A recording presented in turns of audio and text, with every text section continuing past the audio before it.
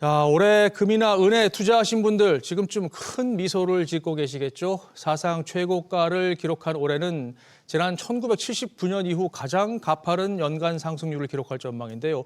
내년에도 이 추세가 이어진다면 도대체 어디까지 오를지 정광윤 기자와 함께 전망해 보겠습니다.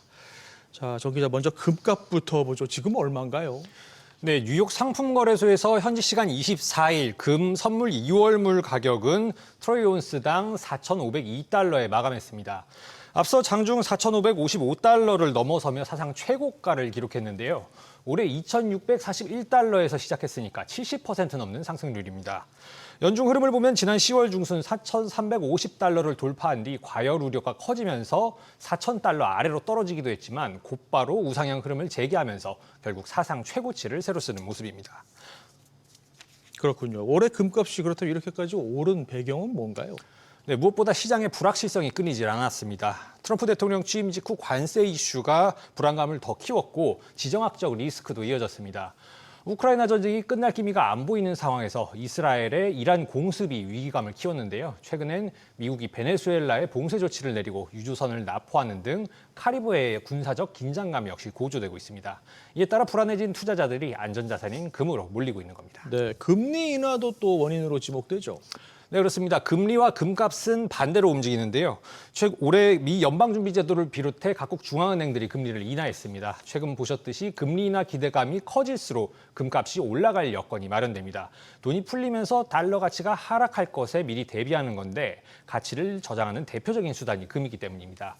쉽게 설명드리면 짜장면 값이 오늘 10,000원에서 내일 11,000원으로 오르는데 현금 10,000원을 그대로 쥐고 있으면 내일부터 짜장면을 못 먹겠죠. 대신 오늘 10,000원어치 금을 사두면 내일 다시 팔아서 짜장면을 사 먹을 수 있다는 얘기입니다. 그러네요.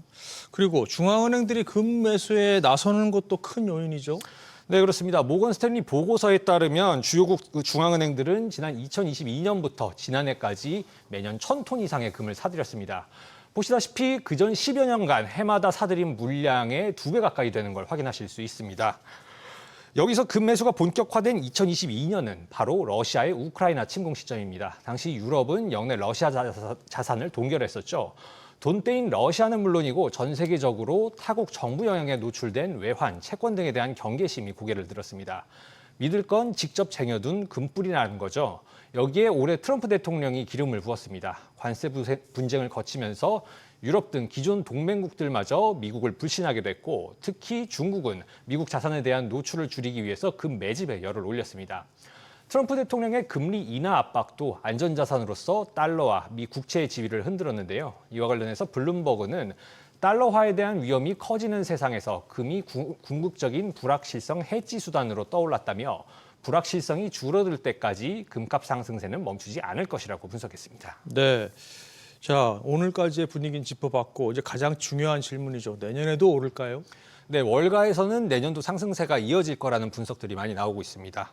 내년 4분기 기준 모건 스탠리가 온스당 4,800달러, JP모건은 5,055달러를 제시하고 있습니다. 모건 스탠리는 보고서에서 중앙은행 수요가 올해 950톤, 내년 900톤으로 둔화될 것으로 내다봤는데요. 대신 앞서 말씀드린 금리 인하와 달러 약세 두 요인이 ETF 투자 등의 수요를 꾸준히 끌어모으면서 금값을 견인할 것으로 분석했습니다.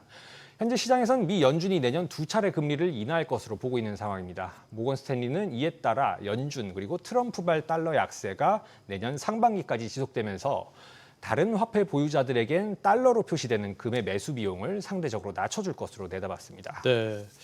자, 이제 은 얘기로 좀 넘어가 보죠. 올해는 뭐 금도 금이지만 은혜해로 불러도 될 만큼 이 파죽지세로 올랐습니다. 네, 그렇습니다. 은의 상승률이 금의 2배가 넘습니다. 뉴욕 상품거래소 은선물 3월물은 온스당 71달러 선에서 마감했고 장중엔 72달러까지도 넘겼습니다. 29달러대였던 연초와 비교하면 150%가량 급등한 건데요. 올 들어 꾸준한 우상향 그리고 지난 10월 중순 조정 이후 반등까지 금과 비슷한 양상을 보이고 있습니다. 다만 올 하반기 들어선 은이 금보다 훨씬 가파르게 올랐는데요. 지난 6월까지만 해도 금값이 연초 대비 약 28% 오르는 동안 은값은 17% 오르는 데 그쳤지만 이후 금이 30% 오르는 동안 은 가격은 2배가량 더 폭등했습니다. 그렇군요. 은 가격이 더 가파르게 오른 이유는 뭔가요? 뭘까요?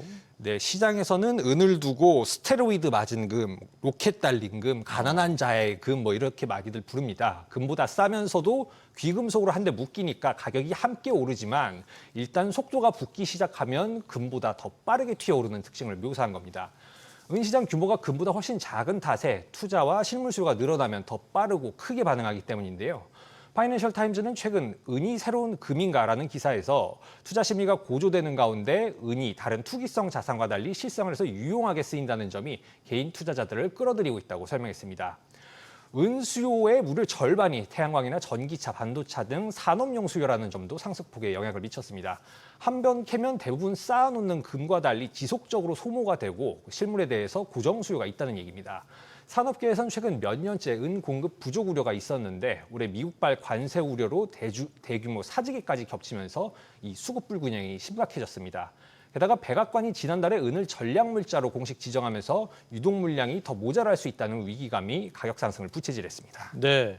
자, 또 한 번의 중요한 질문입니다. 그럼 내년 은 가격은 어떨까요?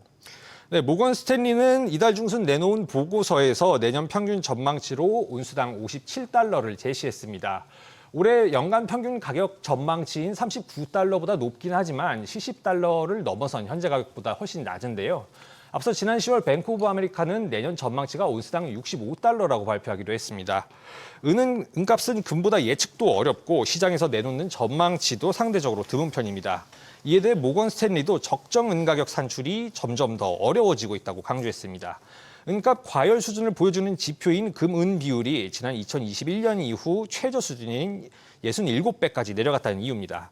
이 지표가 낮을수록 금 대비 은 과열 우려가 크다는 건데 보시다시피 올 하반기에 급격히 하락하고 있습니다. 따라서 지난해부터 올해까지 수차례 발생한 유동성 압박, 이에 따른 단기 가격 발작이 내년에도 나타날 가능성이 있다는 분석입니다. 트레이더들이 은을 악마의 금속 또는 과부제조기로 부르는 것도 이런 급격한 등락이 흔하기 때문인데요.